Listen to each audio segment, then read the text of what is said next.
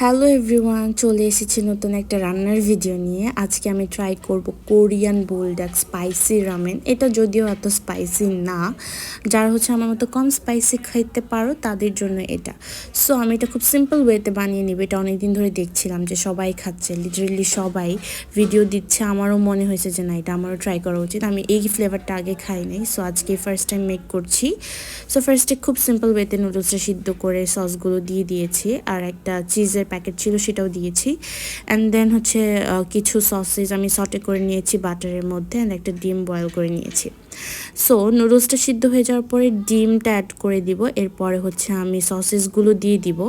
And the flavour was so amazing, খুব ভাল লাগছে ফ্লেভারটা, চিজি একটা ফ্লেভার।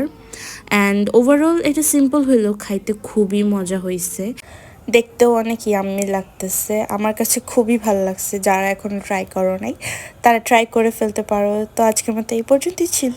আল্লাহ হাফিজ সবাই।